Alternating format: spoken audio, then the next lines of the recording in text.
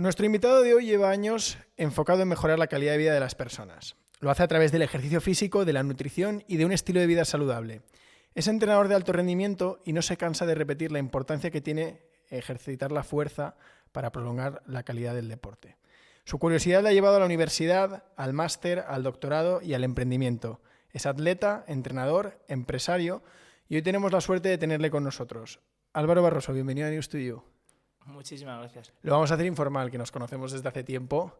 Vamos a hacerlo aquí, que esto sea cómodo, para que nos cuentes un poco tu vida. A mí siempre me ha gustado desde que te conocí que no paras, que cuando estudias, montas negocios, estás entrenando en un sitio, formándote en otro. O sea, tú tienes jornadas de 20 horas y creo que es guay que lo cuentes porque es una historia que creo que puede inspirar mucho.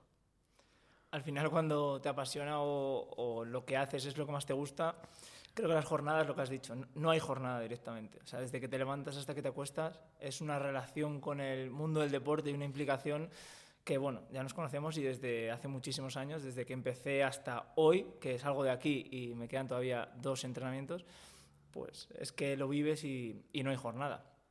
Sí es cierto que todo quema, todo va cansando y hay días mejores, días peores, pero bueno, al final hay que buscar lo que te gusta hacer.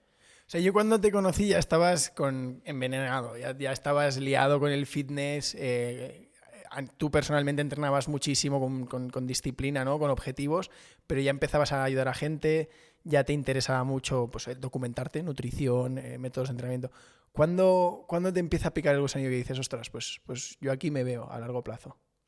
Yo desde que empecé, siempre hice deporte de pequeño, pero bueno, empecé más bien tarde al mundo del entrenamiento con 18, 19 años, empecé ya el entrenamiento de fuerza más enfocado. Y desde que pisé un gimnasio y empecé a ver el mundo del gimnasio, yo ya cada vez que quedaba con mis amigos, en una servilleta dibujaba lo que iba a ser el proyecto como yo veía el mundo del entrenamiento, ¿no? Que no era en un gran gimnasio, un macro gimnasio, aunque me encantaba entrenar, pero para mí el entrenamiento era otra cosa. Era algo mucho más especial, mucho más individualizado, ¿no? Entonces yo siempre dibujaba una sala pequeñita de 150 metros, 200 metros, y ponía un entrenador con un cliente, ¿no? Que es lo que llaman one-to-one, que es el entrenamiento personal individualizado. Poco a poco esa idea fue cogiendo forma y ya pues cuando tuve la capacidad pues se llevó a cabo. Pero siempre la gente te decía, eso no puede ser, eso no tiene mucho sentido, no es rentable. Siempre la no rentabilidad de un proyecto es lo que más siempre te van a atacar. Claro, porque mucha gente se piensa, bueno, yo voy al gimnasio, me ponen una tabla, yo tengo entrenador personal y estoy haciendo pues algo top. Está muy lejos de lo que es un entrenamiento personalizado, ¿no? Sí, yo a mis alumnos les digo que una cosa es ser entrenador personal y otra cosa cansador personal, ¿no? Al final, ser cansador personal es esa persona que tiene que ir a cansar a 10, 15 personas y no sabes el estímulo que les estás dando, la respuesta que van a obtener. Entonces, al final no es malo, tienen que existir cansadores personales porque hay unos beneficios también, ¿no? La gente se mueve, sale de casa, hace, entre comillas, una actividad física, pero claro, tienes que entender lo que eres. No es malo, yo muchas veces soy cansador personal. Hay algunas sesiones que sé que no están siendo quizá lo más programado, pautado y lo más perfecto, pero tenemos que hacer autocrítica y saber qué estamos haciendo en cada momento. ¿Va calando la importancia de que el entrenamiento sea personalizado? ¿Crees que hemos ido a mejor desde que empezaste a entrenar a gente o todavía cuesta mucho? Ha calado y está mejorando mucho, pero mucho, mucho. Queda mucho camino, pero sí que es cierto que se está viendo un auge grandísimo en centros de entrenamiento personal.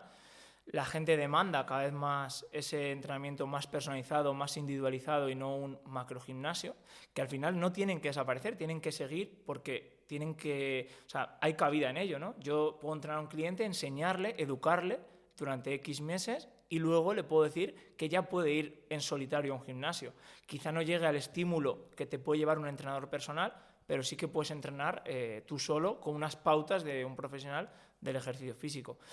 Puede ser también por el COVID, que el tema del COVID la gente hace que no quiera estar en zonas masificadas y demás.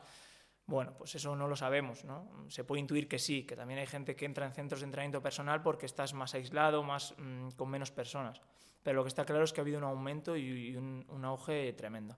A mí lo que me gusta, siempre que te pregunto dudas, lo que me gusta es que tú te has ido formando, pero ampliando el círculo de competencia, ¿no? Que dicen. Es decir, hay gente que te dice, bueno, pues yo soy experto en entrenar en fuerza y fuerza lo que quieras.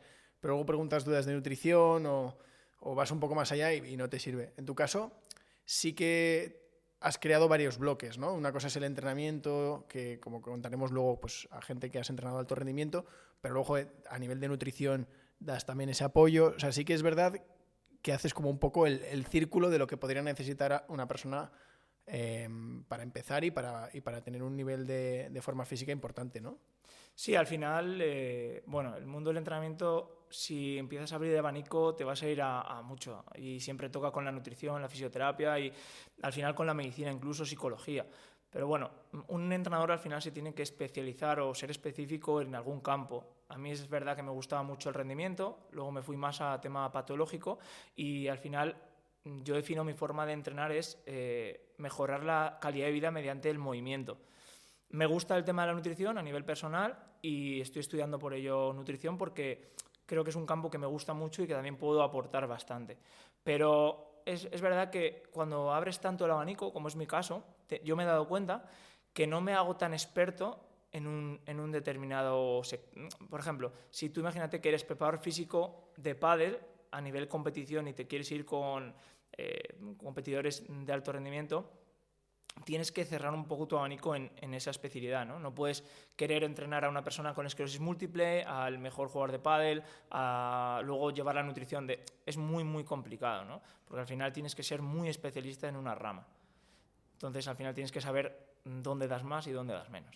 Claro, a mí lo que me sorprende de ti es que, joder, tú a nivel emprendimiento eres muy activo y normalmente la gente que emprende pues sigue ese camino y se despega de todo y el foco es emprender, pero tú has seguido muy ligado a la universidad, o sea, con el tema del doctorado, o sea, poca gente termina el doctorado y muchos menos aún lo hacen mientras tienen vida y tienen otras obligaciones. Yo lo he tenido claro desde el principio, bueno, claro, o sea, he seguido un camino y eso, yo puedo hacer todo lo que hago gracias a ciertas personas. Una de ellas es David, que es mi socio de ciencia y entrenamiento, que es una persona que es espectacular a nivel de dirigir, entonces es increíble. Yo me apoyo 100% en él y me hace la vida súper fácil. Yo puedo seguir con mi tesis doctoral, puedo seguir con nutrición, puedo seguir dando clase, puedo venir aquí, o sea, al final, gracias a eso, tengo una vía de escape increíble. Yo eso siempre lo he tenido claro, o sea, no quería abrir un centro de entrenamiento, un centro de salud o lo que fuese, yo solo, y tener que hacerme esclavo de mi propio negocio, ¿no? Siempre he tenido claro que quiero abrir muchísimo la mente, abrir muchos caminos y para eso tienes que tener gente de confianza al lado y en este caso, bueno, pues yo lo encontré y es espectacular. ¿Y cómo es lo del centro de entrenamiento? Porque lo montas tú de cero, que algunos se pensará, bueno, claro, sí, es que se lo encontró hecho, ¿no? ¿Cómo es esa aventura hasta que tienes clientes como es ahora, que la cosa va muy bien? Al final es muy complicado, realmente. O sea, se puede hacer sencillo, ¿no? Pero yo siempre digo lo mismo. Yo dibujaba en una servilleta lo que era ciencia de entrenamiento sin ser ciencia de entrenamiento. Yo tenía claro lo que quería hacer. No quería un gimnasio, quería eso, que es un centro de salud, porque siempre he dicho a mis alumnos y demás, bueno, por hacer un poco la broma y por decir que para mí un centro de salud es eso, un centro donde se entrena. Lo que llamamos centro de salud para mí sería un centro de enfermedad, porque vas cuando estás enfermo, ¿no? Es un poco así la broma, sin menospreciar a un centro de salud. Entonces yo siempre quise un centro de salud que era combinar entrenamiento, movimiento con nutrición, fisioterapia y demás. Esto vale dinero, entonces tienes lo primero que abrir mucho la mente y ver cómo puedes lograrlo. Pero si te digo que desde el primer proyecto hasta lo que montamos, ahí es como... O sea, blanco y negro, no tiene nada que ver. Entonces, a la hora de emprender, lo que tienes que tener claro es que emprender es ir cambiando de rumbo, ir girando y hasta que encuentras de repente esa carretera por la que puedes circular, ¿no? Pero fue complicado, claro. ¿Cómo ha cambiado? Es decir, de la servilleta a lo que soy, ¿qué es lo que más ha cambiado? Lo que ha cambiado es que he quitado un poco, quitas el ego, por así decirlo, quitas tu idea, que es la mejor del mundo, y te dejas un poco aconsejar y guiar, ¿no? Eso es lo que más ha cambiado.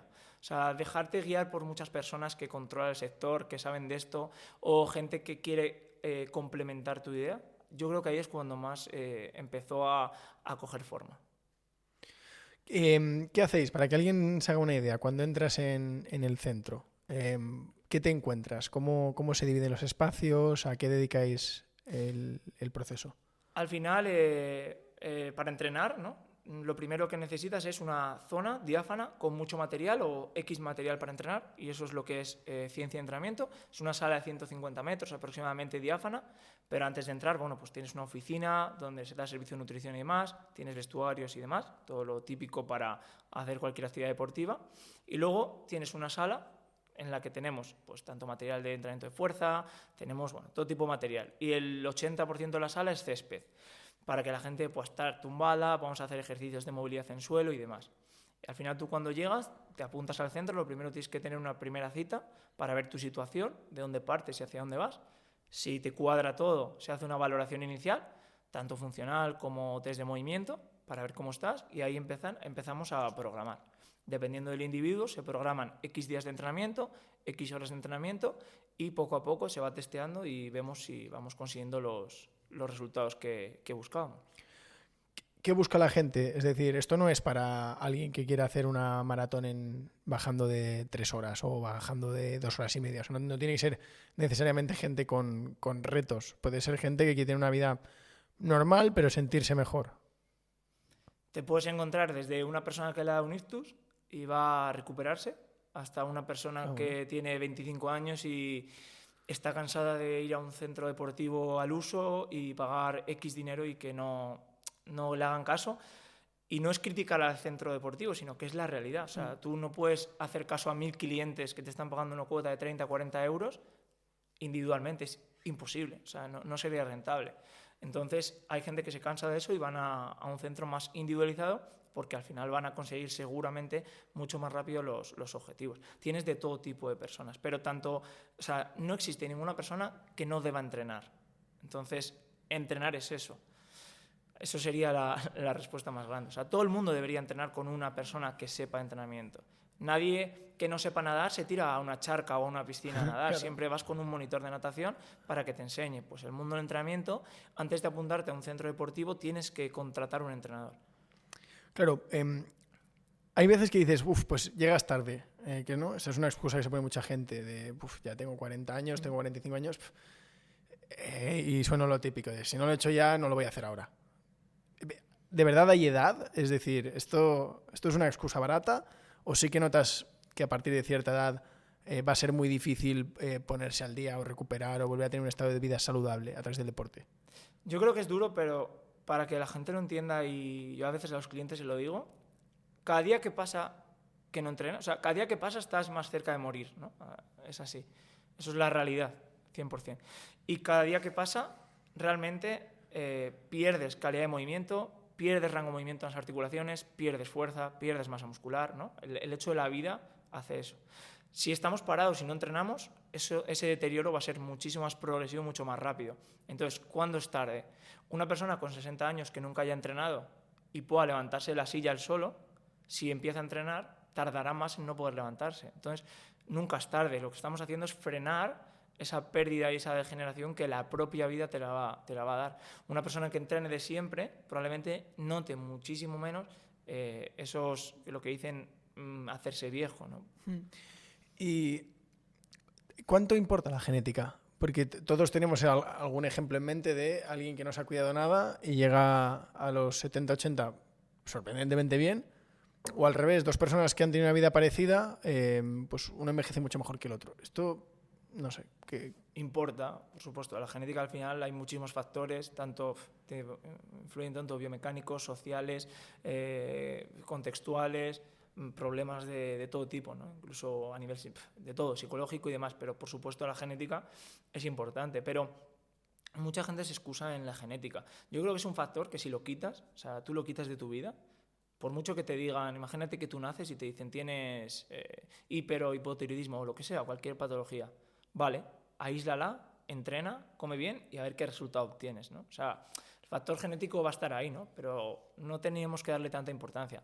Todo el mundo tiene que entrenar, todo el mundo tiene que intentar comer lo mejor posible y ya está. Y luego la genética, pues es otra cosa que nos va a decir. Pero si una persona tiene cáncer de pulmón, no te puedes agarrar a decir que hay gente que no fuma y tiene cáncer de pulmón por la contaminación. Ya, pero si hay 10 factores y tú puedes controlar 3, pues vamos a controlar esos 3. Y los otros, pues ya se verá.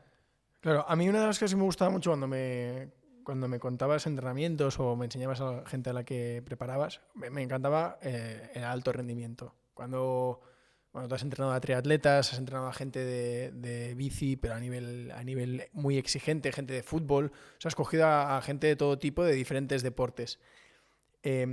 ¿Cómo entrenan los cracks? O sea, ¿cómo entrena el alto rendimiento? ¿Cómo de diferente es? ¿Qué les hace únicos, ¿no? De alguna manera. Lo primero, la mentalidad en alto rendimiento es muy importante, ¿no? Alto rendimiento o semi-rendimiento, bueno, gente que compite a un nivel alto, la mentalidad es muy importante y hay que entender que se someten a cargas de trabajo brutales. Un triatleta, una persona que compita en Ironman, al final son horas y horas de deportes, entrenamiento cíclico y de fuerza y es una auténtica barbaridad. Es inexplicable, yo cuando empecé a entrenar a personas de tema de triatlón, que venían de calentar y habían hecho 10 kilómetros corriendo, ¿no? Al final, 10 kilómetros corriendo a un ritmo de 4, hay muchas personas que es una marca, un entrenamiento, prácticamente, o una competición. Y para ellos era un calentamiento. Claro, después de eso tenemos que entrenar. Entonces, bueno, son personas que llevan el cuerpo a un extremo, a un límite que es espectacular, la verdad. Tanto en todos los deportes, ¿no? Ya no solo en triatlón, pero es cierto que en casi todos los deportes las horas de entrenamiento son una pasada y pasan factura, ¿no? Al final, en alto rendimiento, una de las partes que tenemos los preparadores físicos individuales es más que la persona tenga ese rendimiento en sus entrenamientos e intentar que no falle, ¿no? O sea, como ayudarle a que esas recuperaciones sean mejor, ayudarle a ese carácter preventivo, ¿no? Que, bueno, sería un poco entre comillas. Pero es muy complejo de analizar el mundo del entrenamiento a nivel de alto rendimiento, porque las cargas son tan altas que hay veces que son incontrolables. Pero, por ejemplo, esto a mí me parece apasionante, tío. ¿De qué están hechos? Es decir, ¿hay un componente genético o es simplemente la acumulación de carga de entreno que hace que tus umbrales o tu capacidad de soportar esa carga acostumbre al cuerpo? No hay ninguna genética que vaya a superar el trabajo, al final, yo creo. O sea, el trabajo diario, una persona que trabaje todos los días bien, haga todo perfecto, uno con muy buena genética tiene que hacer lo mismo que él para superarle. Entonces, si tú tienes trabajo, el que tiene genética, para poder ganarte, no le va a valer solo con genética. Tiene que tener trabajo. Entonces, que los que se queden en alto rendimiento sea genética porque los que no tienen genética es demasiado el trabajo y no se queden, podría ser. Habría que hacer un estudio y ver si es así, ¿no? Pero la genética en alto rendimiento, claro que es importante. Pero, por ejemplo, has hablado de Ironman, que además ha habido furor por Ironman y que mucha gente ha empezado a hacer el triatlón y encima pues, de larga distancia, ¿no? ¿Qué plan de trabajo se le hace a alguien que quiere hacer un Ironman y está en una fase muy inicial? Es decir, una planificación a 2 años, a 3 años? Tiene que ser una locura empezar que alguien que no está acostumbrado, su cuerpo llegue a asimilar esa carga. Yo lo primero, una charla así, y la he tenido con alguna persona que me dice que quiero hacer un triatlón sprint incluso, una charla y explicarle qué va a pasar en su cuerpo. Porque muchas personas, de hecho, cada fin de semana antes del COVID, en cada carrera popular o en España en maratones morían personas en carreras populares y mueren por algo y eso también hay que analizarlo. No es normal que se muera gente un fin de semana sí, uno no, por carreras populares. Y hay muchos médicos y cardiólogos que dieron la voz de alarma de esto. Cuando tú se te ocurre, cumples 30 años o 40 y quieres hacer un triatlón, alguien te tiene que decir, oye, van a pasar cosas y si quieres de verdad hacerlo hay que hacer una programación a largo plazo. O sea, lo que no podemos pretender es en un año hacer un triatlón y ser competitivos. Entonces yo creo que hay que pararle los pies a la gente e intentar motivarles de otra manera, ¿no? Y si quiere de verdad hacerlo, tiene que tener una programación de bastante tiempo. Claro, a veces la gente ahí te puede decir, no, pero no lo voy a hacer al 100%. Es que es el hecho de someter al cuerpo durante un periodo tan prolongado de ejercicio, aunque vayas dosificando, o sea, es lesivo, ¿no? Lo vas a hacer a tu 100% seguramente, porque cuando estás en la carrera no creo que frenes y vayas a un 70% controlado con una variabilidad cardíaca, no, vas a ir a ganar, ¿no? Y al final pasan cosas, es que eso hay que explicarse a la gente, o sea, todo en exceso puede llegar a ser malo para la salud, y en este caso, si no estoy preparado para hacer algo, por ejemplo, en carreras de obstáculos también, que se pusieron muy de moda, ha habido también bastantes problemas de salud que eso hay que tenerlo en cuenta, ¿no? A lo mejor hay que dejar de ser tan competitivo y empezar, quiero entrenar, voy a empezar a programar esto, un profesional, porque claro, tú piensas que en un triatlón tienes que tener un preparador que te lleve la parte de fuerza, alguien que te enseñe a nadar, alguien que te enseñe a ir en bici bien, o sea, técnica de carrera, aprender a correr bien, o sea, son muchas cosas. Claro, ahí hay una no leyenda urbana, pero hay un cliché, ¿no? De la gente que te dice, no, yo no necesito entrenar fuerza pues porque ya salgo a correr o porque nado o porque juego al fútbol, ¿no? Mucha gente dice, no, yo no necesito entrenar la fuerza del tren inferior o pierna y demás porque ya juego a fútbol. O sea, el tema de entrenar la fuerza es algo que está como que se menosprecia con mucha facilidad. Eso quiere decir que no ha entendido lo que es realmente el entrenamiento de fuerza. Entonces tú te lo encuentras, gente que dice, no, bueno, pero fuerza ya hago porque salgo a correr, cosas de este estilo. Yo cada vez menos, pero porque estoy más metido en tema patológico, en personas con patologías, y es que la fuerza es la base de su programación, realmente. Que casi todo el mundo, o sea, bueno, todo el mundo tiene que entrenar fuerza. O sea, no existe ningún ser humano que no tenga que entrenar fuerza. Todos deberíamos entrenar fuerza a nivel de salud, ¿no? Para la longevidad, para mejorar la calidad de vida y demás. Incluso pacientes oncológicos, aquí en Madrid hay un entrenador muy bueno que es Mario Redondo y él lo dice también, en pacientes oncológicos la fuerza es la clave también para todo. Entonces la gente ya está más concienciada en que el trabajo de fuerza es muy importante. Incluso futbolistas, deportistas de alto rendimiento, todos tienen en cuenta ya el trabajo de fuerza. Yo, por ejemplo, a mí me has entrenado durante mucho tiempo. Que salía muerto. O sea, yo decía, este tío no sabe que esto no es alto rendimiento, digo, a mí me va a matar. Pero claro, luego veías el efecto del entreno, porque llegabas a picos, ¿no? Como te decías, mira, pues durante estos meses te va a costar, pero luego hay un pico, luego bajas, o sea, veías como el sentido, ¿no? No, si te quedas con la foto de los primeros 2 meses, pues mueres, ¿no? Pero luego ves el efecto. Pero yo ahora ya llevo tiempo como en un bucle de esto de, oye, voy al gimnasio o voy a entrenar y por sudar un rato, ¿no? Lo que decías, por cansarme un poco. Y es difícil salir del bucle, ¿eh? Pues vas un poco al gimnasio, vas a correr y llegas un poco ahí y dices, bueno, pues a ver, ahora ya que estoy aquí, a ver qué hago. O ya que estoy aquí, hago algo. Pero no sigues un orden y es un momento como de dejadez activa, por decirlo de alguna manera. Porque al final haces ejercicio, te mueves, pero dices, probablemente el cuerpo no le está aportando nada.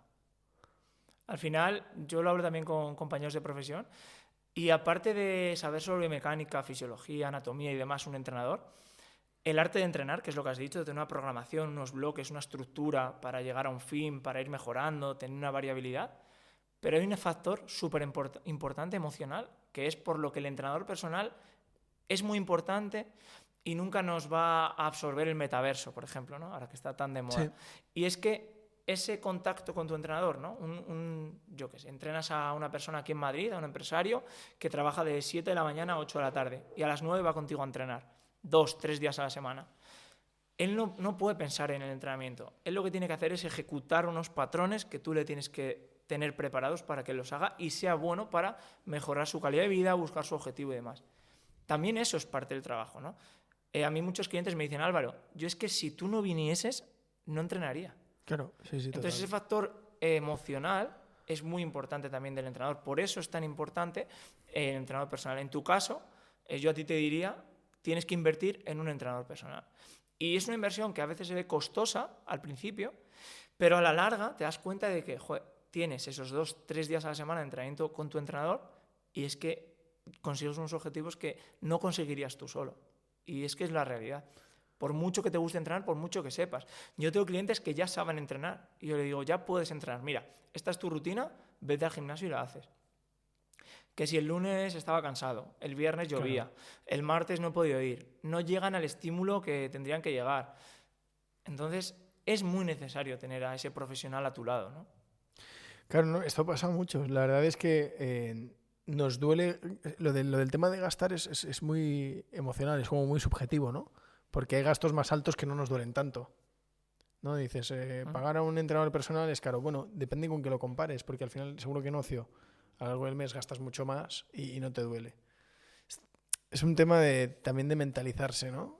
Yo creo también es creo que el cliente, la persona, ¿no? Vamos a llamarlo cliente, ya se ha dado cuenta y demanda mucho. Hace mucho tiempo, tú a un cliente le llevabas a un restaurante y le decías esto vale X y lo pagaba o no. Ahora el cliente dice, vale, esto vale X, pero ¿por qué lo vale?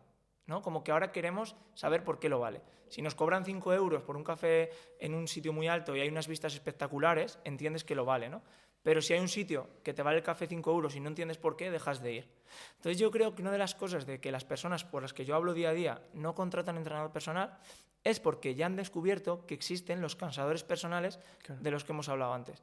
Entonces la gente no arriesga ese dinero y dicen, joder, es que hay un cansador personal que va a venir a cansarme realmente, para eso ya me canso yo solo. Entonces, muchas veces, culpa nuestra, de los profesionales del deporte, que nos convertimos o ejecutamos cosas mal o la gente no se forma. Entonces te conviertes en un cansador personal, rebajan precios y al final cansas a 10 personas al día, pero no estás haciendo bien tu trabajo. Entonces las personas no contratan ese servicio porque creen que no es útil, que porque te mande 10 sentadillas, eso lo puedo hacer yo. Claro, la guerra del marketing la va ganando el otro lado, ¿no? Todavía hay más dinero y hay más publicidad de servicios masivos, es decir, bueno, ahora se ven mucho las plataformas de estilo Netflix, ¿no? De deportes. Tú pagas una suscripción y a veces desde casa. Exacto. Es muy, muy duro lo que voy a decir ahora, pero a día de hoy vale más una cuenta con 100.000 seguidores en Instagram que una carrera universitaria a nivel de entrenador personal. Y es duro, pero es real. Y habrá críticas, ¿no? Por esa frase, pero es la realidad. Pero es peligroso porque tú puedes tener 100.000 o 200.000 usuarios y promocionar ropa y bueno, pues oye, quien se la compre, pues bien, la disfrutará, pero no tienes un impacto tan directo en la salud de alguien, ¿no? O sea, siendo entrenador o falso nutricionista, porque también hay muchos perfiles que hablan de alimentación y es cuestionable lo que dicen, ahí te puedes meter en un lío.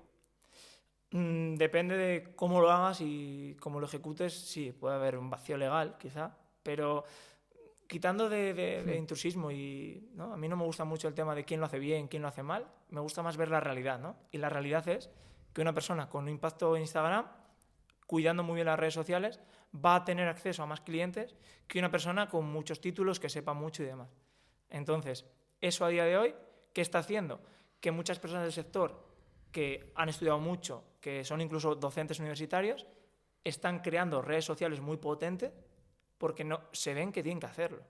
Y ves muchas publicaciones, tengo amigos, profesores en la universidad, que veo publicaciones que hacen y yo digo, esta publicación, y me dice, la tengo que hacer para generar impacto, porque ahora hay que buscar ese impacto. Te puede gustar más o te puede gustar menos, pero es la realidad que estamos viviendo actualmente. Y para llegar al público hay que hacerlo. Y no hay que cuestionar si está bien hecho, si está mal hecho. Tú tienes que entender que una persona X está llegando a 1 millón de personas y yo no. ¿Por qué? Porque algo estoy haciendo mal. Pues hay que intentar ver cómo está a día de hoy el mercado. ¿Y cómo lo ves? ¿Se está profesionalizando las campañas de marketing, el venderse? Porque hasta ahora vosotros seríais, por llamarlo purista, ¿no? Gente que tiene conocimientos muy sólidos de cómo entrenar. ¿Se están poniendo las pilas para competir con el influencer de turno o todavía queda mucho por hacer? Se están poniendo las pilas y se está compitiendo ya mucho. O sea, yo creo que el mundo científico, por llamarlo de alguna manera, es por ponerle un nombre, ya está muy dentro de redes sociales y están ya compitiendo cara a cara con una persona que simplemente tenga seguidores y no tenga a lo mejor titulaciones o conocimientos, ¿no? Que se puede tener conocimientos y no tener titulaciones también. O sea, puede haber todo. ¿Hay guerrilla? O sea, ¿hay pique en redes entre los dos mundos o se respeta? Yo creo que se respeta al final. Creo que yo no estoy muy metido en redes sociales, la verdad. Es un fallo y debería entrar. Quizá cuando presente la tesis tenga más tiempo y entre a redes sociales. Pero creo que se hacen una unión, ¿no? Porque la gente sabe y quién no sabe. O sea, si una persona es muy bueno y tiene muchos conocimientos y está con 30.000 seguidores, por ejemplo, yo si soy un influencer que tengo menos conocimientos y tengo 150.000, quizá hago una colaboración con él y ya me limpio un poco la imagen de, hombre, si esta persona que sabe mucho trabaja conmigo, quiere decir que algo sé. Y se van haciendo una especie de... se nutren, ¿no? Unos de otros, que también es interesante. Alguien que está... Vamos a ver mi ejemplo, ¿no? Alguien que es joven, pero que tiene que empezar a entrenar con más sentido, no ir al gimnasio por ir. ¿Qué sería un buen volumen de entrenamiento personalizado o de entrenamiento individual para empezar? O sea, ¿es un estándar? ¿Depende mucho del estado de la persona? Va a depender mucho de cada individuo, ya no de la persona, sino del individuo. Habría que hablar de tu contexto social, de tu trabajo, de cómo estás, de qué objetivos tienes, pero un mínimo, hablando de un mínimo que tendría que hacer todo el mundo de entrenamiento, mínimo 2 días a la semana de entrenamiento de fuerza tendría que hacer todo el mundo. Eso sería la base, mínimo. ¿La estética es un objetivo? Es decir, ¿eso es válido? Alguien que diga, oye, pues mira, yo no compito en carreras ni hago nada especial, pero me gustaría verme mejor o me gustaría, ahora que estamos hablando de Instagram, ¿no? Me gustaría parecerme a este. ¿Esto se acepta? ¿O? Las redes sociales han ayudado mucho a que la gente entrene, ¿eh? O sea, hay gente que critica mucho las redes sociales y yo mismo no me gusta el tema de cambio de antes y después, no estoy muy a favor de eso. Creo que es bastante perjudicial, pero las redes sociales han hecho que la gente entrene más, ¿eh? Incluso que la gente coma mejor. A nadie le gusta subir una foto de unos huevos fritos con patatas, pero a todo el mundo le gusta subir unas fotos de pan tostado de trigo de sarraceno con aguacate y salmón. Y eso hace que haya cada vez más restaurantes que llaman healthy, ¿no? Y la gente postea eso. Entonces, creo que las redes sociales ayudan. Y sí, la respuesta es sí. Más del 90% de los clientes acuden por la estética. Que no es malo tampoco. O sea, tú imagínate, un entrenador tiene que utilizar eso como una herramienta. Vale, el 90% acuden por la estética. Pues voy a hacer que se queden por salud. Yo creo que ahí está la clave, ¿no? Ahí es donde tenemos los entrenadores que decir, vale, vas a entrar por estética y te vas a quedar por salud. Y al final la estética va ligada a la salud, obviamente. Claro, es que al final a mí me parece muy útil esto que dices, porque muchas veces la gente puede decir, joder, pues el entrenamiento personal no es para mí porque no tengo un reto deportivo grande, ¿no? Dices, bueno, como voy a cruzar el estrecho nadando, necesito un entrenador, pero simplemente me quiero ver bien en verano o me quiero ver bien, pues porque, yo qué sé, me casé y me he dejado y pues hostia, está afectando a mi matrimonio, que esto parece como muy cliché, pero esto pasa. O sea, al final en pareja la atracción sexual es importante. Pues yo creo que esa gente se siente un poco desamparada a veces, ¿no? Es decir, el gimnasio no me termina de funcionar, pero ¿cómo le voy a ir yo a un entrenador a decirle, oye, mira, simplemente quiero estar mejor? Yo, para mí, todo el mundo necesita entrenador personal. Si dudas, necesitas entrenador personal. O sea, una persona que no necesita entrenador personal es una persona que ya sabe entrenar. Pero claro, saber entrenar y saber programar no es fácil. Entonces, depende de quién seas o en qué contexto estés, necesitas o no entrenador. Yo actualmente entrenaría en un centro de entrenamiento personal, porque sé los beneficios que tiene y yo lo haría 100%. A ti, seguro que te conoces algún ejemplo. La típica persona que lleva como 2-3 años con el mismo cuerpo, que está entrenando, que está comiendo bien, pero tú lo ves y dices, oye, pues tío, te veo igual de bien e igual de mal. O sea, no has cambiado el cuerpo. Eso significa que está entrenando mal, ¿no? Gente que dice, pues quiero mejorar el pectoral o el abdomen y tal, pero joder, estoy comiendo sano, estoy entrenando 4 días a la semana y no mejoro. Si está igual de bien, si tu frase es está igual de bien, o sea, no está peor, quiere decir que está mejorando. Porque como te he dicho antes, ¿qué hace la vida? La vida te hace que cada año pierdas más muscular, pierdas fuerza, ¿no? Vamos degenerándonos. Si tú ves a una persona siempre bien, igual de bien, quiere decir que está mejorando. Quizá no está mejorando esa versión que estás viendo, ¿no? Eso ya hablaríamos más de entrenamiento, teoría de entrenamiento, la ley de Stuttgart o umbrales, ¿no? Umbral adaptativo, umbral, bueno, pues habría que ver si hay que meter más intensidad o hay que variabilizar un poco más todo, pero una persona que esté siempre bien quiere decir que está mejorando. Claro, pero pasa mucho, yo por lo menos a mi alrededor lo veo, ese punto de estancamiento, ¿no? Es decir, no ha empeorado, dices, ya, no ha empeorado, pero cabrón, entreno 3 días o 4 a la semana y como bien, lo que debería estar es mucho mejor, pero no dan como ese salto, ¿no? ¿Pero qué es estar mejor? Es que creo que también eso es... Como a nivel visual, yo creo que es a nivel estético, ¿no? Quiero a lo mejor definir más o tonificar más. Pues a lo mejor no he engordado, pero no estoy más tonificado, más definido y llevo un año entrenando o tomándomelo en serio. Sí, las palabras tonificar y definir habría que quitarlas un poco del vocabulario. Sería pérdida de grasa o aumento de masa muscular y demás. Pero bueno, una persona que tú la veas y quiero perder grasa y no pierdo. Muy sencillo. Hay que empezar a ver factores. estrés, alimentación, más movimiento, más actividad diaria. O sea, hay que ver cosas. El cuerpo no se bloquea porque sí, hay que ver cuál es el factor y ahí te va a ayudar tu entrenador. Yo he tenido clientes, Javi, que hacen todo perfecto, más o menos perfecto, y en una semana suben 2 kilos de inflamación. Y simplemente por una muerte de un familiar, por un exceso de trabajo, no descansan. Entonces, lo que hay que intentar evitar es simplificar tanto el mundo de la estética y del entrenamiento, tanto a entreno como bien. Es que va a depender de muchísimas cosas. Imagínate que crees que estás comiendo bien y eres alérgico o tienes un problema a nivel de microbiota, tienes SIBO, tienes cualquier cosa y hay alimentos que te resultan inflamatorios y tú crees que comes súper bien y tienes ese problema. Entonces, es todo tan complejo. O sea, es verdad que se puede simplificar, pero es todo muy complejo.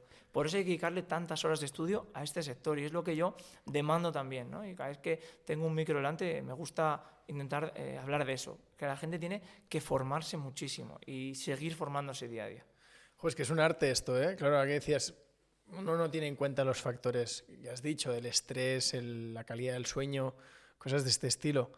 Alguien que quiere, claro, en tu caso es muy fácil escribirte, ¿no? Pero habrá gente que no vive en la misma ciudad, habrá gente que diga, joder, pero sí, esto está muy bien, pero yo vivo en una ciudad mucho más pequeña y yo no estoy en Madrid o cosas de este estilo. ¿Qué fuente, qué lugar puede ser en el que no haya tanto ruido como a lo mejor Instagram? Porque en Instagram corres el riesgo de elegir al que tiene muchos seguidores y elegir mal, ¿no? ¿Cómo le recomiendas a la gente que se busque un entrenador o que valide un poco si la persona a la que está acudiendo le puede ayudar? Al final, para buscar eso, lo primero, pero nos pasaría con todo, ¿no? Si aquí en Madrid probablemente tengamos un logopeda experto en la letra X, seguramente, pero en Soria probablemente no. Si tu hijo falla en la letra X y vives en Soria, ¿qué harías? Lo primero, búsqueda a nivel de internet o preguntar a un profesional, ¿no? A tu médico, a un profesional sanitario que te avale a quién te va a recomendar. Y para saber si esa persona sabe o no, ¿qué tienes que hacer? Pues tiene que haber pasado por una universidad y ser logopeda, lo primero. El problema es en el mundo del entrenamiento, ¿no? Yo cuando digo lo que te voy a decir ahora me van a decir que abogo por la titulitis, ¿no? Pero es que lo siento, pero es la realidad. Si yo vivo en Soria, pongo Soria o un pueblo, imagínate, de 1000 habitantes por ahí, Sí. y quiero un entrenador personal y me toca buscarlo online, tú para hacer una criba necesitas demandar una titulación universitaria o un grado superior y ya de ahí seleccionar al que más confianza te dé. Pero ya sabes que mínimo ha estado 4 años en la universidad. En cambio, si te pones a googlear y buscas cualquier entrenador tipo y no sabes los estudios que tiene, o imagínate que crees que sabe mucho pero no tiene estudios, te estás fiando de lo que te cuente. Y no es titulitis o no, es seguridad, ¿no?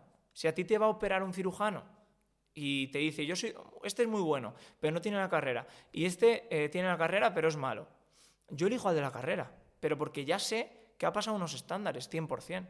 Entonces, depende. A lo mejor luego conoces a ese entrenador día a día, no tiene titulación, pero es muy bueno. Bueno, pues quizá ahí sí, ¿no? A mí me gusta mucho cuando ves un poco las rutinas de la gente, ¿no? Cuando te dicen la alimentación de este deportista o un día en la vida de este deportista. Cuando tú has estado cerca de gente que tiene que hacer las cosas casi al gramo, ¿no? Es decir, pues lleva una alimentación súper pautada, tiene un estilo de vida pues muy, muy pautado. ¿Cómo es un poco probablemente volvemos al alto rendimiento, pero qué comen, cuánto descansan, cuánto separan las cargas de entreno? O sea, ¿cómo es un poco esa foto del alto rendimiento? Lo que te cuentan, lo primero, mentira, la mayoría de la prensa al final, bueno, pues no sé dónde la sacarán, como la dieta de Michael Phelps o estas dietas que hay por ahí, o el entrenamiento de Cristiano Ronaldo. Esas cosas que filtran, yo, bueno, pues te ríes, ¿no? No sé si es cierto o no, lo desconozco, pero entiendo que son bulos o tonterías que cuentan. Yo lo más cercano que he estado a una persona que entrena muchísimas horas, que competía a nivel de triatlón y half Ironman, que es medio Ironman.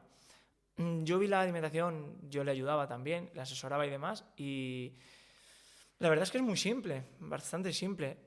Lo que sí que choca un poco es cuando la gente te habla de calorías, ¿no? Que pasa mucho, ¿no? Te dicen, si consumes 2000 calorías y gastas 2000 calorías, ni subes ni bajas, estás neutro, ¿no?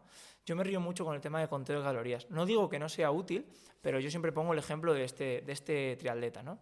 Imagínate un chico de 1,77 m, con unos 70 kilos, 65 o 70 kilos, tiene un consumo calórico X, ¿no? Vamos a poner 1.800 calorías o 2.000, ¿no?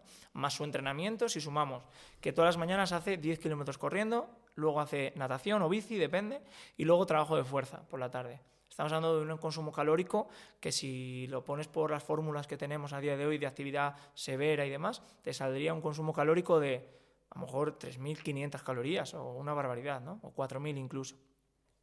¿Qué pasa? Que esta persona come, vamos a suponer, 1.800, 2.400 aproximadamente. Es decir, está consumiendo 1.000 calorías menos al día de lo que está consumiendo, entre comillas, ¿no? Si eso fuese real, esta persona, ¿cuánto tardaría en desaparecer? Claro, y eso no hace que alguien se lesione, el comer menos calorías de las que quemas. Pero es que ahí está el problema, Javi. Si eso es real, si este chico consumía 3.500 calorías y solo ingería 2.400, más o menos, que es el cálculo que había, ¿por qué no desaparece? Si cada día está en 1.000 calorías en negativo, en 2 años, ¿qué pesaría? 30 kilos. ¿Por qué no pasa? Porque ese conteo de calorías está muy bien, quizá, en iniciación, en personas con obesidad, en personas con sobrepeso, para hacer un cálculo básico al mundo nutricional. Pero cuando ya nos adentramos en alto rendimiento, en personas más específicas, en algo más profesionalizado, no te puedes quedar en un conteo calórico. Tenemos que hablar de procedencia de alimentos, en cómo, bueno, sería multitud de cosas, ¿no? Pero en este caso, este atleta no tenía déficits de ningún tipo. O sea, es que suena como que comía poco, ¿no? El problema es que para él, 10 kilómetros de carrera por las mañanas suponen un gasto calórico mucho menor de lo que estamos estimando. Entonces ahí ya se nos van muchas calorías. Que la natación que hacía, la estimación calórica era elevadísima y el trabajo de fuerza igual. Entonces, cuando una persona está tan adaptada, no tiene un consumo calórico tan alto. El consumo calórico va a ser más bajo. De hecho, muchas veces sube de peso, porque al final hay exceso de calorías consumidas, o sea, de calorías ingeridas, claro. Hay que hilar muy fino con todo eso. Y luego déficit, pues por ahí entra una correcta nutrición y la suplementación deportiva, que es muy importante o suele ser muy importante en alto rendimiento en personas que tienen ese desgaste.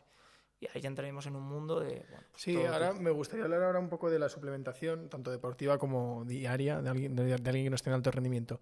Pero por hacer un poco la foto de lo que es la dieta de alguien que está a esos niveles o de alguien que entrena mucho, ¿no? Hay gente que se vuelve loca con la proteína, hay gente que condena los hidratos, otros al revés, que muchísimo hidrato y menos proteína. O sea, ¿cómo ves este tema? ¿Cómo es? Es muy complicado.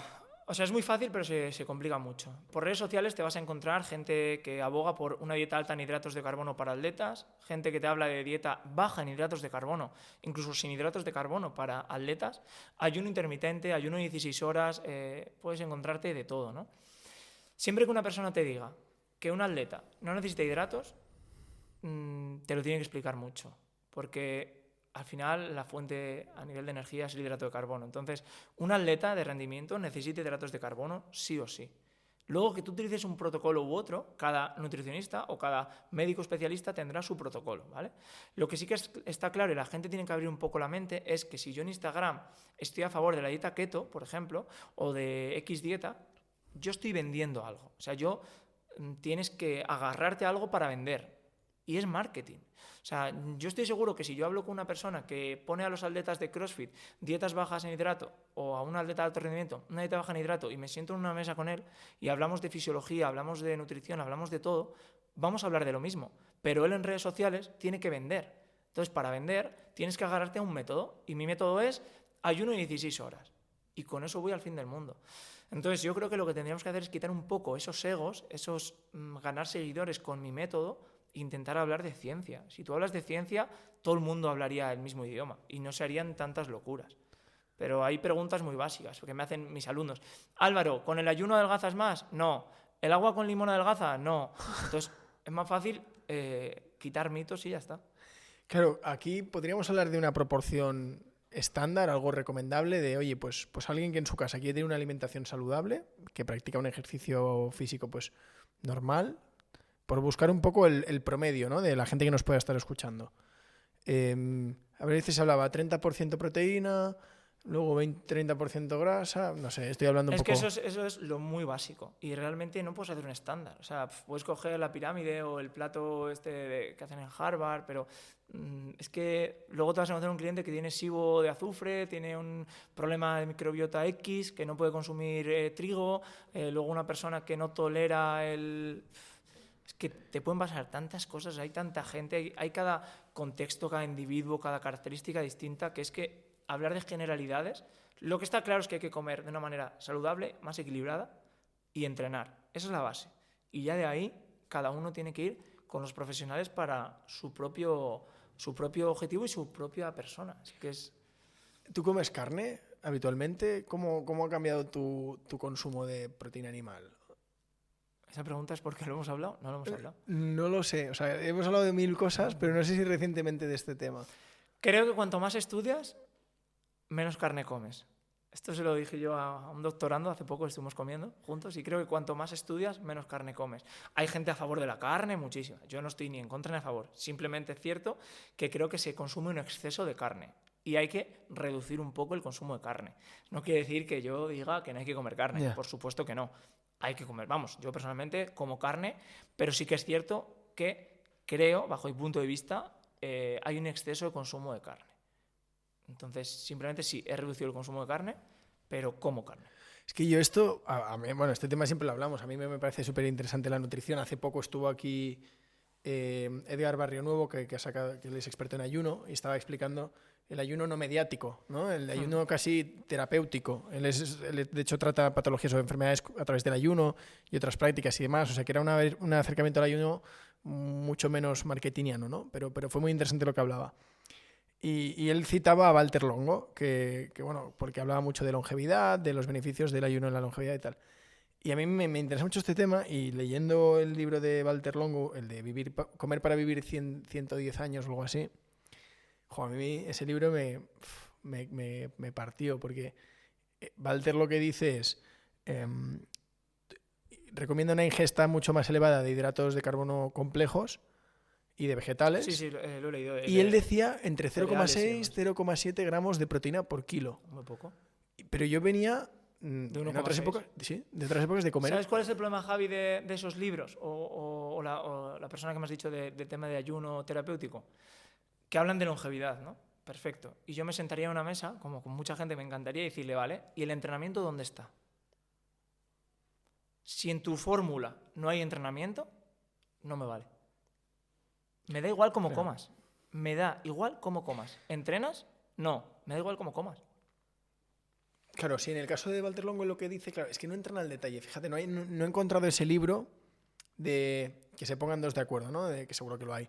El experto en longevidad, nutrición, estilo de vida, y el experto en entrenamiento, que digas, bueno, pues lo mezclamos y lo entrenamos. Porque ellos hablan de ejercicio físico, pero es tan amplia esa categoría. Claro. Ahí está el problema, que jugando al pádel lunes, miércoles y viernes no estás buscando ni dándole al cuerpo la adaptación que necesita para esa mejora de la calidad de vida. Ese es el problema, que se centran en lo que quiero venderte. Te quiero vender que si hay unas 14, 16 horas, generas cuerpo, generas autofagia, sí, perfecto. ¿Sí? ¿Y tu rango de movimiento de la rodilla? ¿Y tu movilidad de hombro? ¿Y tu zona neutra a nivel estable? ¿De qué me vale vivir 110 años en una silla si no tengo fuerza para levantarme? Eso es lo que yo creo que cojea todo esto. O sea, primero entrenamiento, unido a todo lo que tú quieras de longevidad. Vitaminas, lo que quieras, ayuno, perfecto. Pero si no hay un estímulo de entrenamiento y además de fuerza, no me vale lo demás. El cuerpo no va a funcionar como tiene que funcionar. Y eso sería la base.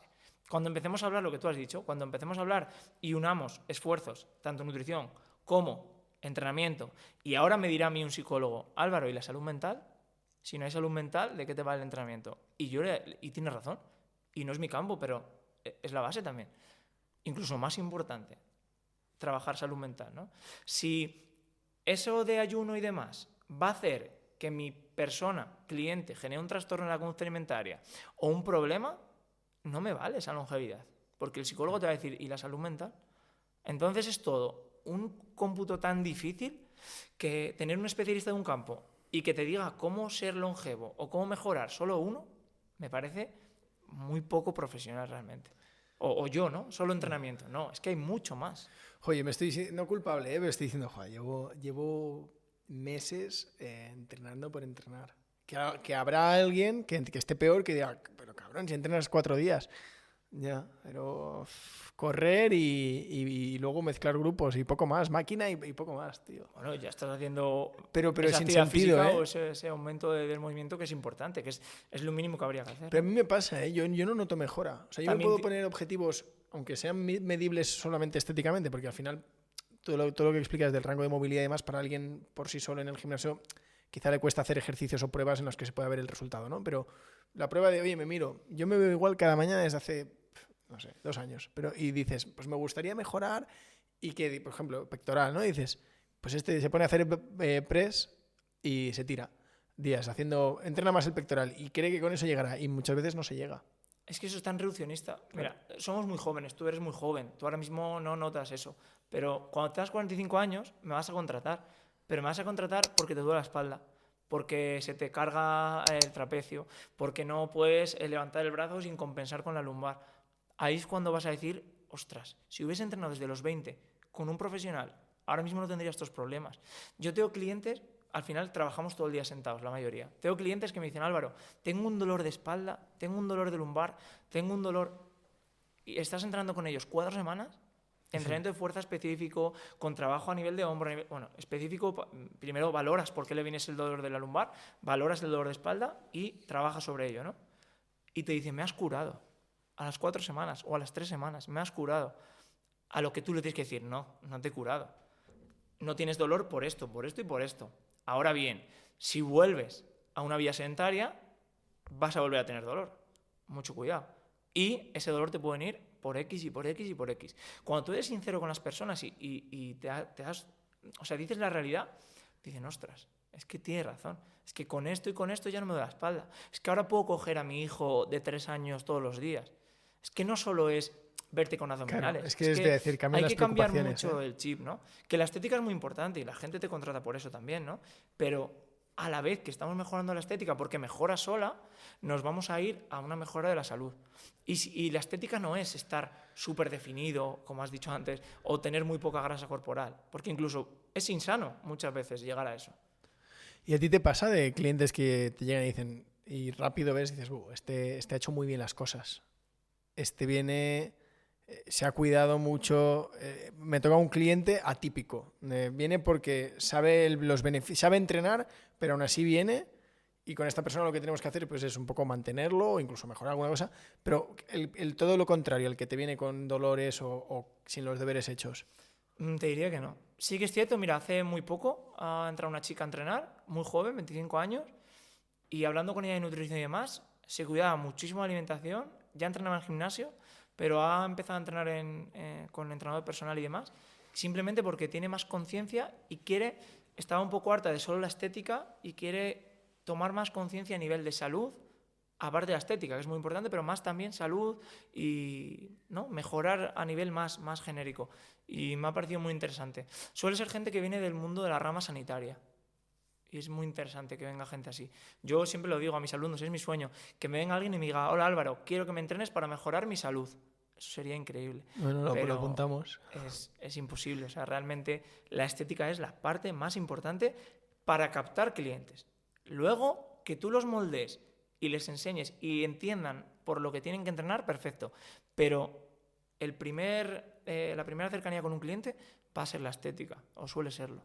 Oye, ¿qué te parece el CrossFit como concepto, como un método de entrenamiento? Como concepto, el CrossFit me parece espectacular. Un conjunto de personas entrenando, moviéndose, haciendo piña, me parece espectacular. Como deporte, súper divertido. Me parece un deporte súper divertido. Lo he practicado alguna temporada de mi vida. Me parece muy divertido. Pero como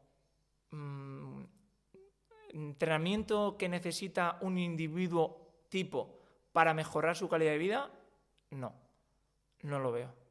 Pero no lo veo por cómo se ejecuta, al fin y al cabo, el CrossFit, ¿no? O sea, te puede llegar ahora una persona, de hecho, tengo gente que hace CrossFit y muy bien, en Ponferrada, Alejandro Migueles, que es para mí una eminencia de esto, y me va a decir, sí, pero si hago esto, sí, perfecto, y de hecho comparto con él. Pero hay un problema. Si tú y yo ahora decimos, vamos a hacer sentadillas, tenemos que hacer 100, pero vamos a poner un cronómetro. Tú cuando pones un crono, que es un good de CrossFit, ahí ya hay competición. Cuando hay competición, ya... ¿Se va la técnica o qué? Se va, puedes llamarlo X, pero ya cambia mucho. Luego se enseña muy deprisa a las personas, ¿no? Una persona no quiere estar con un palo de PVC haciendo técnica de halterofilia 10 meses, pero quizás lo que tendrían que hacer, ¿no? Para ganar ese rango de movimiento, para meter cargas. Entonces, bueno, el CrossFit está muy bien, o sea, no soy crítico del CrossFit, me gusta, me parece un deporte espectacular, pero creo que hay que enseñar a las personas que el CrossFit es ocio y tienen que acudir con un profesional del deporte 2 días a la semana para entrenar fuerza y luego CrossFit. Por ejemplo, yo lo diría como el pádel. Tú ahora me dices, ¿el pádel es bueno? Es un deporte muy chulo, es un deporte muy divertido, pero si una persona no hace un entrenamiento de fuerza específico 2 días a la semana, probablemente tenga problemas. Va a tener epicondilalgia, va a tener problemas a nivel de hombro, a nivel de codo. Entonces, muy parecido. Mira, esto me está recordando, a ver si lo busco y te lo paso, que hay un podcast de Joe Rogan que invita a un entrenador, pero a un teórico casi del entreno, que presentaba los resultados de una investigación que decía pues la influencia de la aparición de enfermedades en gente que no entrenaba fuerza.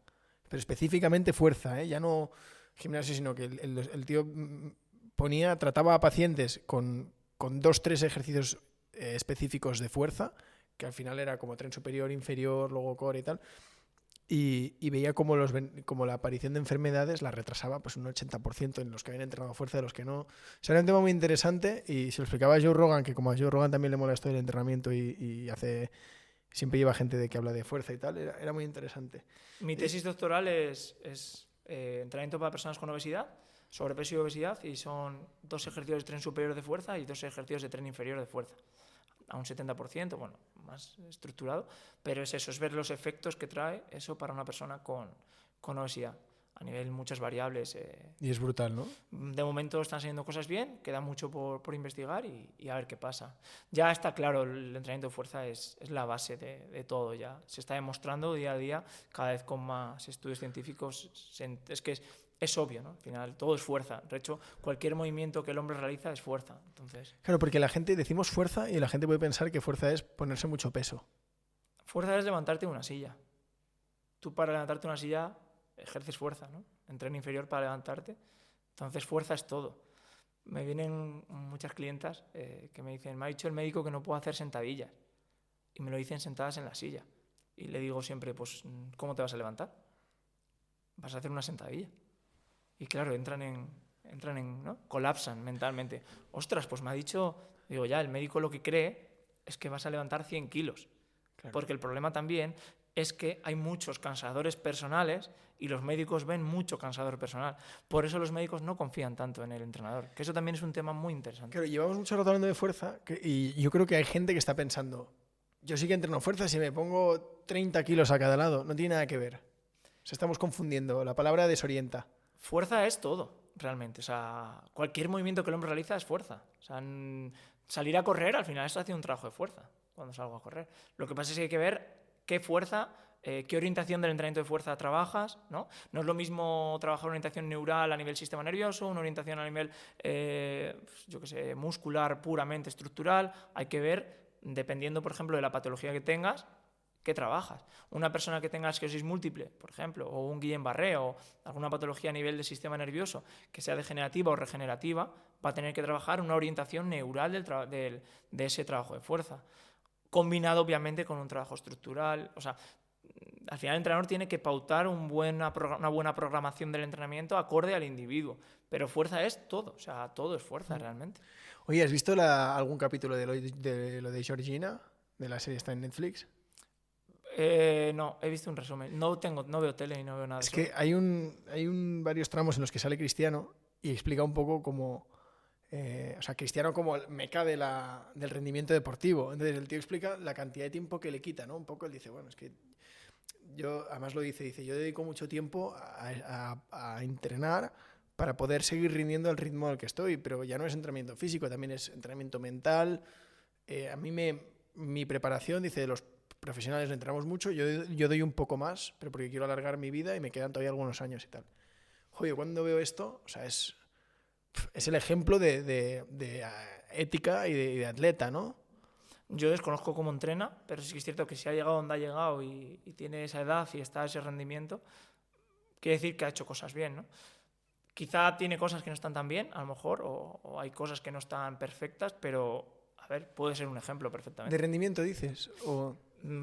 Podríamos analizar, yo que sé, la carrera o muchas más cosas, pero vamos, que si está ahí es admirable y es espectacular, claro. Sería un referente para todos. Habría que ver si muchas cosas las ha hecho puramente por estética o no, pero vamos, para mí es un referente a nivel de cómo se cuida, sin conocerlo, ¿no? Porque te puede estar contando cosas y luego que haga otras, pero sí, en general es un referente. En el fútbol se está poniendo, bueno, no de moda, pero cada vez es más fácil, a veces la gente habla de Marcos Llorente también, de gente que utiliza su sueldo y su nómina para decir, vale, sí, el equipo me hace entrenar, pero el equipo no es personalizado, el equipo es el mismo entrenamiento para los 22 que salimos a calentar o a rodar. Sí, eso viene de la NFL, que tienen sus propios preparadores físicos, o en Estados Unidos los deportistas ya entienden lo que es la importancia de tener mi propio médico deportivo, mi propio nutricionista, mi propio preparador físico, y ellos abogan por eso, ¿no? Entonces aquí se está haciendo y se está viendo cómo mejora el rendimiento potencialmente.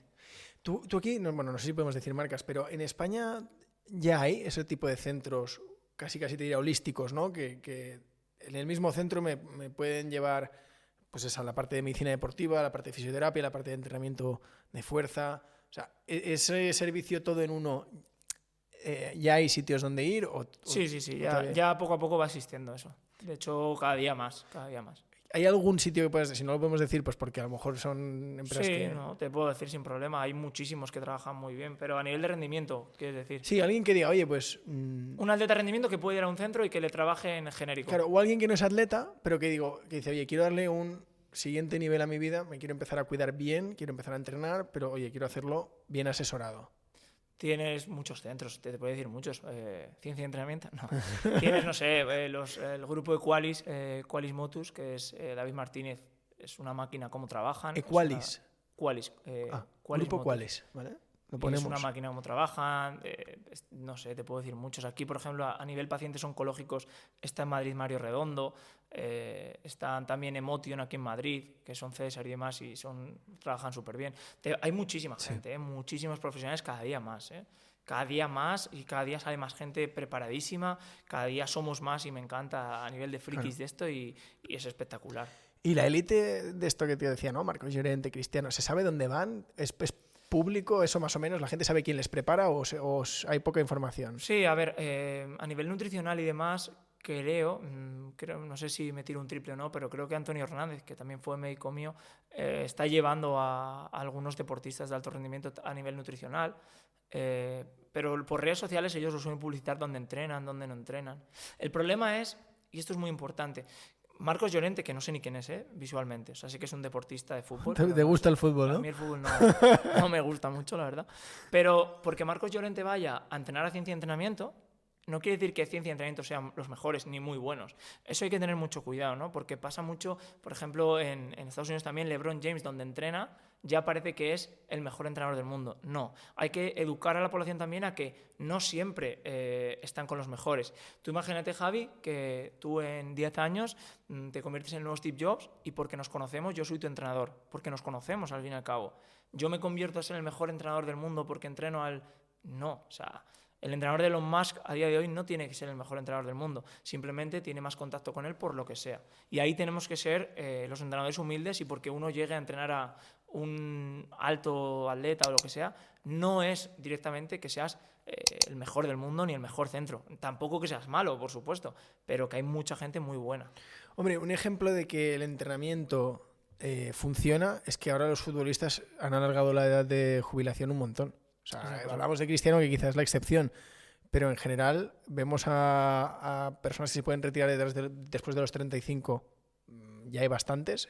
Hombre, hace 10 años. El deporte evoluciona, cada día batimos más récord en Juegos Olímpicos. Oye, ¿y eso por qué es? ¿Eso es tecnología?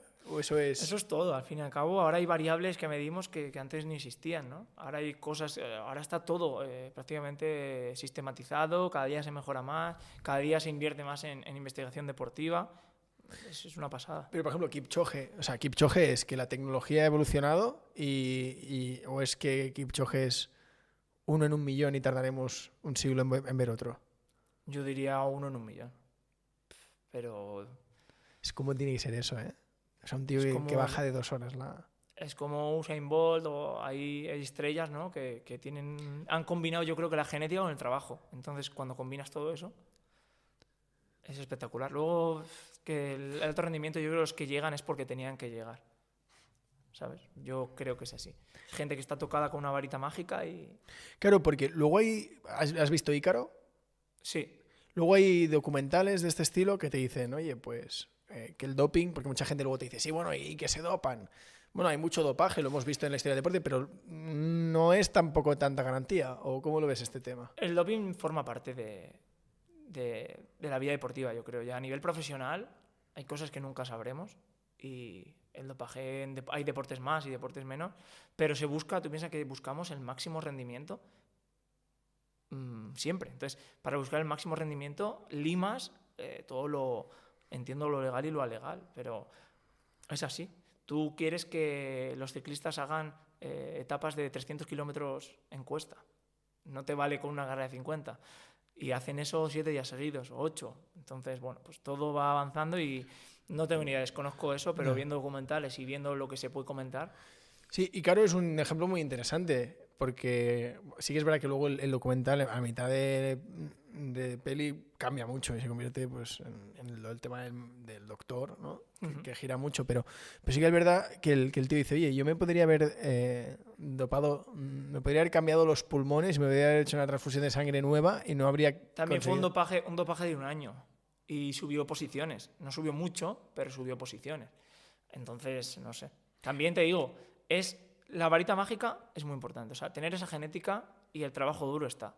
Pero que luego hagan o no otras cosas, pues habrá deportes que más, deportes que menos. Nunca lo vamos a saber. O sea, Armstrong te hace un documental, te cuenta todo en su libro, pues ya está. También te lo tienes que creer. A lo mejor se ha inventado todo, que no lo sabes. Claro. La gente que está en contra del doping, o sea, bueno, que defiende que no hay doping en el deporte o no hay tanto, siempre te dice, bueno, es que el 206 del pelotón también dio positivo y no iba el primero. ¿No? Que decían, si tan garantía fuera, pues... A lo mejor es que se dopan todos.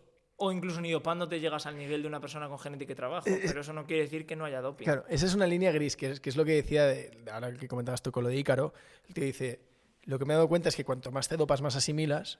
Quizá lo que hace que los que están arriba sean los inalcanzables es que a lo mejor llevan mucho más tiempo que el resto dopándose. Yo es que de eso desconozco, la verdad. No pero es un tema interesante, o sea, al margen de hacer acusaciones, que claro. que no, pero es un tema interesante y sobre todo, que no tiene que ver, pero más interesante aún es el dopaje fuera del mundo profesional, el dopaje en el deporte amateur. Incluso a lo mejor hay más y no lo sabemos. Que eso es brutal, gente amateur dopándose. Sí, eso es espectacular. Yo la verdad es que nunca he tenido cerca nada de dopaje ni lo he visto, pero porque, no sé, nunca me ha llamado ese mundo y no me gusta. O sea, para mí el entrenamiento del deporte y el movimiento es otra cosa distinta a todo eso.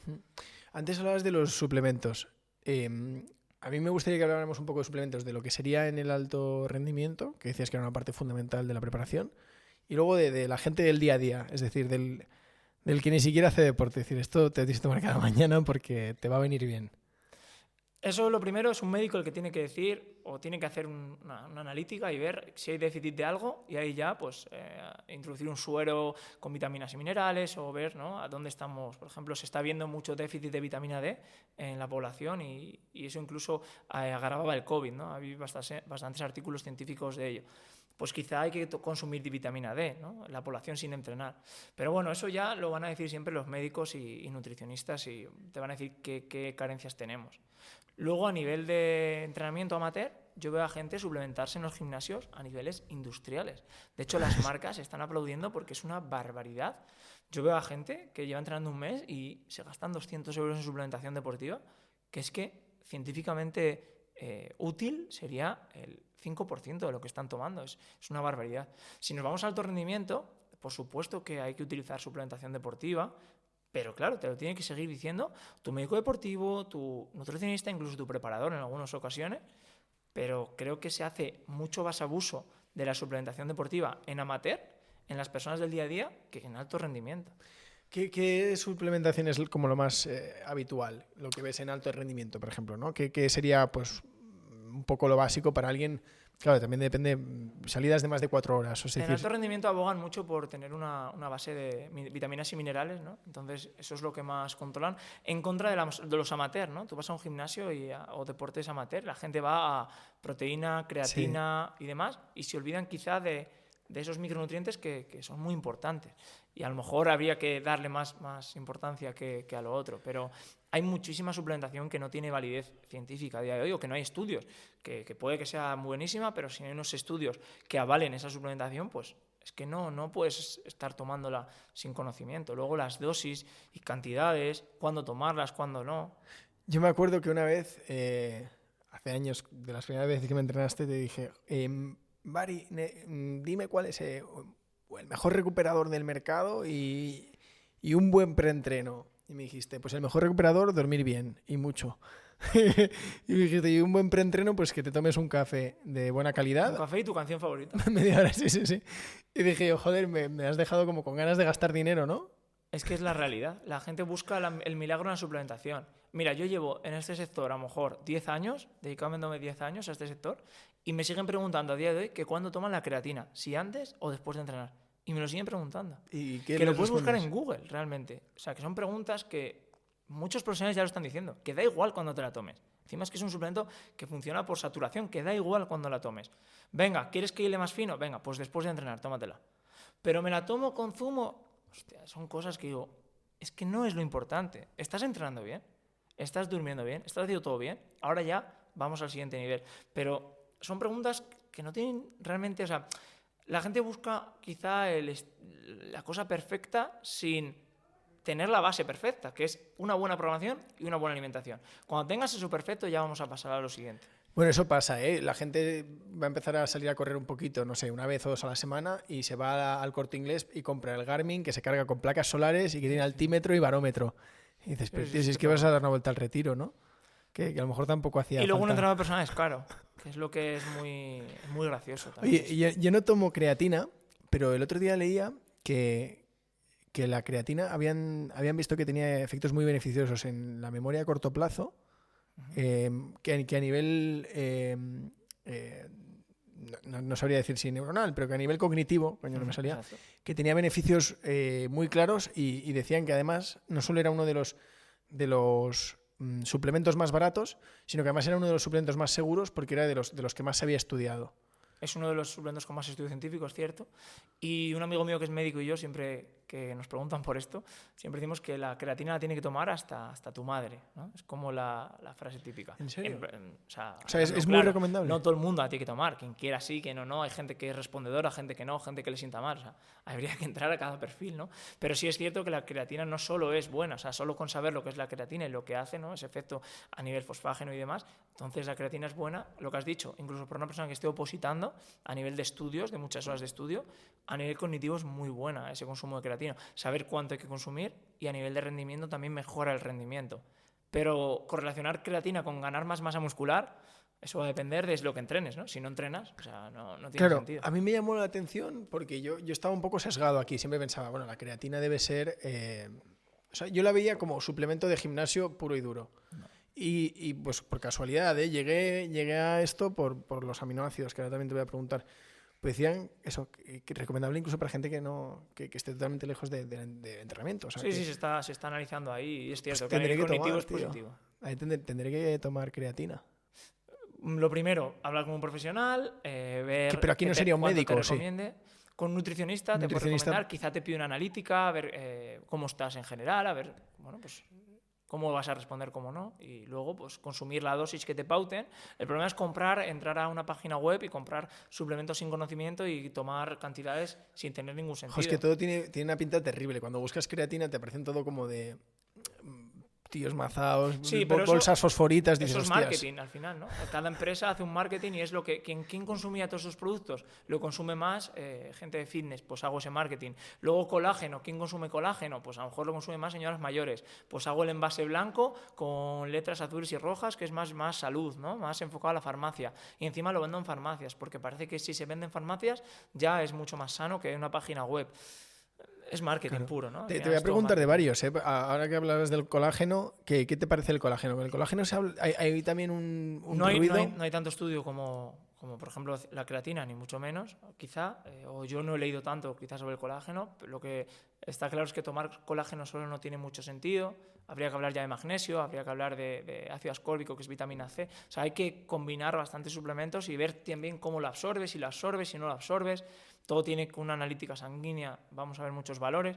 Es que es todo bastante complejo, ¿no? No tragar pastillas por tragar y ya está. Entonces es bastante complicado. Yo aquí a lo mejor peco, porque yo sí que me tomo 2 suplementos cada mañana y no me los ha recetado el médico, entonces a lo mejor aquí estoy suspendiendo, pero a mí me dejó loco cuando empecé a leer sobre los aminoácidos esenciales.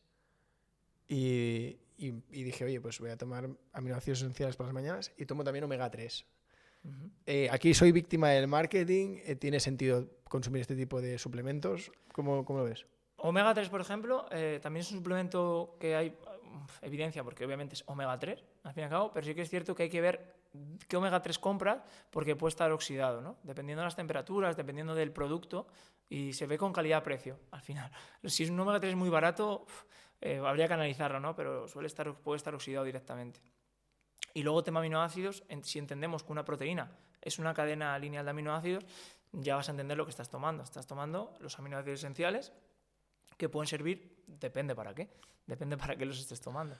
Claro, yo los tomaba por un tema de bienestar en general, porque lo que empecé a leer, claro, yo no sabía que el triptófano era un aminoácido, no sabía nada de esto del coeficiente de leucina, cosas que tener la leucina más claro, yo empecé a leer y claro, no sabía, yo había oído hablar de los BCAAs, ¿no? Que yo creo que ha habido todo el mundo que ha hecho gimnasio. Claro, al final los BCAAs sería leucina, son 4 aminoácidos que se ha visto más importancia en esa recuperación a nivel de masa muscular y son más útiles para el tema de esa construcción o generación de masa muscular. Por eso se consumen esos aminoácidos ramificados.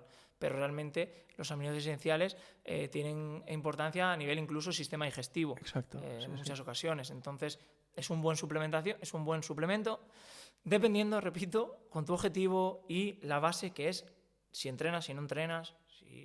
Es que hay que ver muchísimas cosas. Pero yo, por ejemplo, más que nada por saber si tiro el bote o lo vuelvo a comprar, que yo que entreno, pues ya, más o menos lo sabes, ¿no? 3-4 días a la semana, a lo mejor los fines de semana sí que son más intensos, pero yo no lo compré tanto por el entrenamiento, sino porque dije, oye, pues yo a veces que no es que coma mal, pero a lo mejor como poco, un día estoy muy liado en la oficina, digo, no llevo una alimentación de libro, eso está claro, pues porque a veces las prisas y incluso la pereza, ¿no? Y dije, bueno, pues oye, yo creo que estuve leyendo y me parecía interesante. Yo como poca carne, entonces sí que puedo tener algunos, al ser una alimentación más restrictiva, pues a lo mejor hay algunos nutrientes que vegetales más difícil. Dije, oye, pues me tomo estos aminoácidos. Pero a mí me llamó más la parte de, pues eso, de rendimiento cognitivo, de bienestar. Yo creo que al final ponemos parches. Tú mismo lo estás diciendo, no llevo una alimentación perfecta, tengo poco consumo de carne, entonces a lo mejor tengo algún déficit que no lo sabemos. Pero ¿por qué no? En vez de gastarme en un bote, digo, voy a ir a un nutricionista, voy a ver cómo hago una correcta alimentación en menos carne. Si no quieres comer carne, pues meter proteína vegetal, hacer una alimentación correcta y decir, vale, voy a hacerlo bien.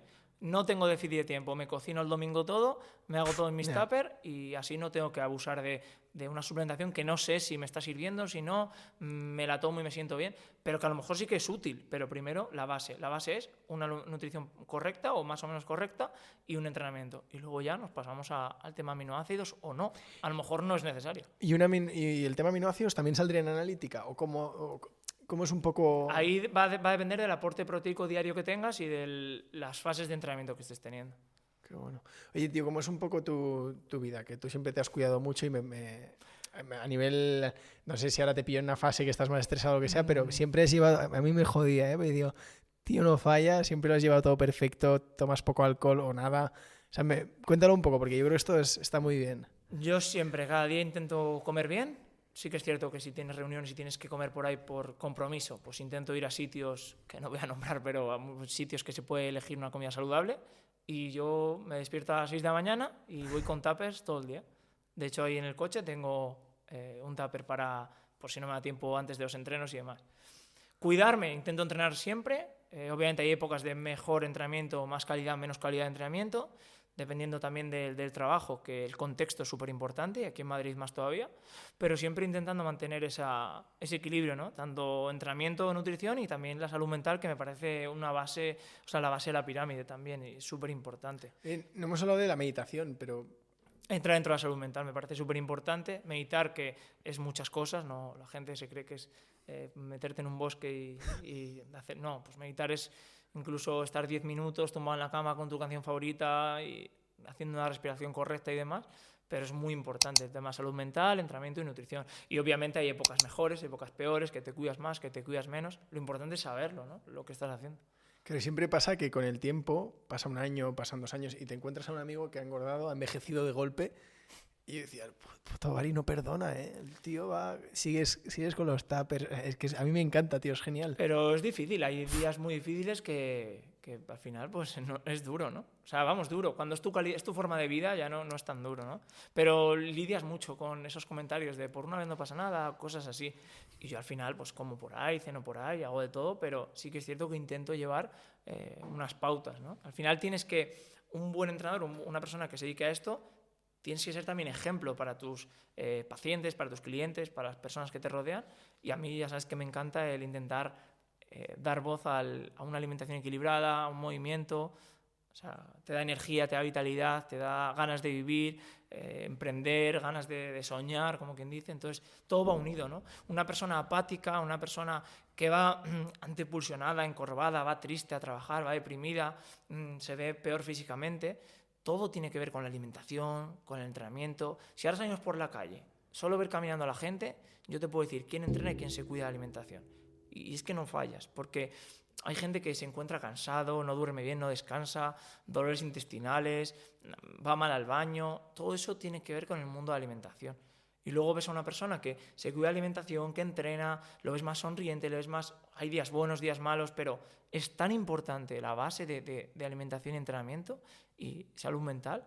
Es tan importante que cuando la gente cambia la vida, cambia sus hábitos, te dice, joder, es que veo todo de otra manera. Qué bueno. Oye, tío, pues por ir terminando te voy a hacer el cuestionario que hacemos a nuestros invitados, que lo que te decía, como te has visto todos los podcasts que grabamos, te sabes el cuestionario perfecto.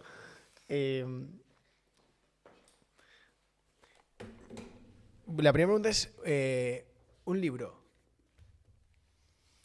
¿Puedo pensar o tiene que ser así del tirón? Sí, no, lo puedes pensar, ¿eh? Un libro. ¿Pero tiene que ver con entrenamiento? Un libro que recomendación. Sí, un libro que recomiendes. A lo mejor puede ser de entrenamiento. Un tópico primero. Un tópico, porque es típico. Padre rico, padre pobre. Ah, es verdad, hemos hablado una vez. Se ha recomendado, yo creo, ¿eh? Yo creo es que un Luis tópico Miguel que tenía que leer todo el mundo en cuanto cumple 18 años. Y de entrenamiento, para mí un libro básico y de utilidad quizá de fuera, Michael Boyle, cualquiera, entrenamiento funcional o cualquiera de Michael Boyle, que es un autor, para mí me gusta bastante. Y aquí en España me gusta mucho entrenamiento de fuerza para mejorar la salud de Juan Ramón Heredia, Guillermo Peña y ese grupo de investigación. Me gusta mucho ese libro. Vale. Una canción. Una canción. Soy de música fatal, ¿eh? O sea, horrible. Te podría decir una por decir. No, es que ¿El beef de Residente o qué? El beef de Residente. No, te puedo decir una canción. No te sabría decir. Es que soy tan atípico a nivel musical, no te sabría decir. Alegría, fíjate. Alegría. Sí. Vale. Hostias. Un restaurante. Un restaurante.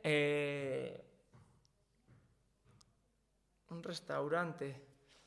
A nivel saludable. Es lo que te voy a decir. En a tu nivel caso... saludable, Jones Green, cadena Jones Green, mira, o de Marcos Llorente, que es Náquez Zátez, algo así. Vale. Y a nivel de que me guste, el restaurante de Hard Rock Ibiza, fíjate. un restaurante en Hard Rock Ibiza.